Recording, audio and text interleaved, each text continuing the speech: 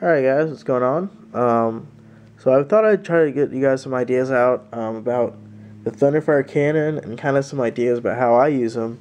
Now I don't normally do tactics videos, so leave your comments and stuff if you have any ideas that you think are pretty solid, and I'll look at them and I'll probably try them out if I think they could work for my army. So alright, well, let's just dive on in. So the Thunderfire cannon. It's only 100 points, so right there, really solid choice for only that amount of cost. Now, what can it do on the battlefield? Before the switch to 5th edition, it wasn't really that great.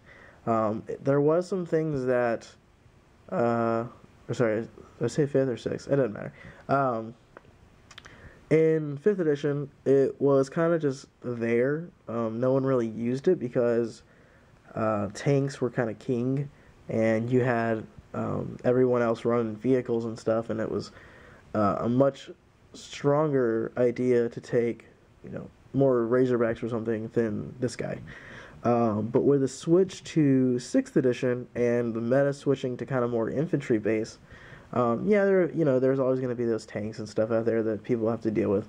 But this guy is not to deal with those tanks. This guy is to deal with the pesky infantry guys that will just run around and claim objectives and whatever it is. So speaking of objectives, this guy, while he is not scoring, he is a denial unit, and that's important now because vehicles are no longer denying, which is really sad because I used to take my land speeders, which I have over there, and I used to run them up at last turn and contest my opponent's objective so that he didn't have a point and I did for holding my own or something. And so in that regard, this guy has become even better. So also, he's putting out those infantry blast shots. Great. Now you don't have to worry about tons of tanks everywhere. This guy has a lot more options he can use. So this guy becomes really, really powerful in 6th edition.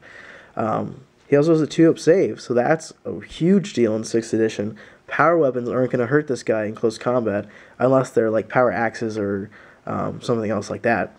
So, Oh, the other thing for this guy, he has the ability to bolster defenses. So, which means, like every other Tech Marine, he can take a ruin in your deployment zone and he can bolster it. So,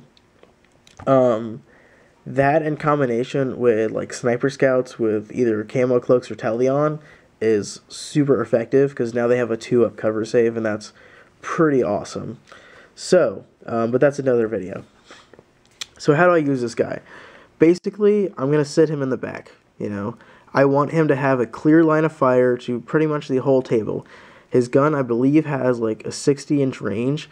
Correct me if I'm wrong, but this guy can pretty much sit in the back and deal with those long range further out infantry units that are just kind of giving you a pain.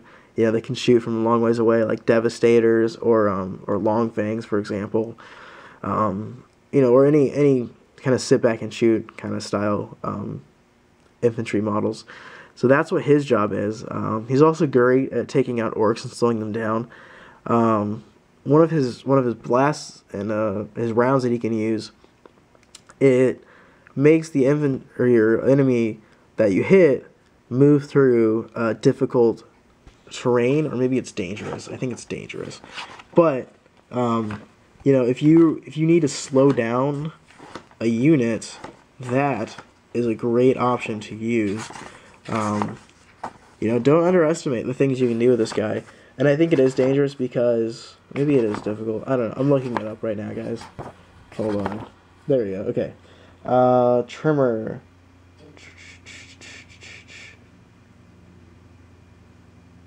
So yeah, it just moves as if it's in difficult terrain. But that's always good because if you need to slow someone down, then give the rest of your army some time to focus fire, then that guy works out really well. So that's a good option. His other option, strength 6. It doesn't ignore cover or anything. And then he has another one that I think it's like strength 5. Yeah, strength 5, ignores cover. So that's always a fun one, especially against what are they called? Pathfinders.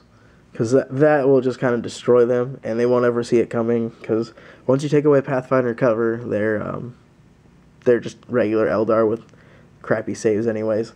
So, again, so you want to sit this guy in the back of the army, in the back of your deployment zone, and just let him fire. Just have fun with him. You know, give your opponent something else to concentrate on. Just throw down these blast templates every so often. You know, if you need to get rid of guys in cover or whatever it is. So, that's pretty much my ideas with him. Let me know what you guys do with him. Give me some ideas, some tactics for this guy. You know, where do you put him on the battlefield? Does he have a different role to fulfill for you? So let me know. I'm going to end this video here. So I will see you guys in the next one. Alright. Oh, and don't forget to comment, rate, and subscribe. Alright, guys. See you in the next one.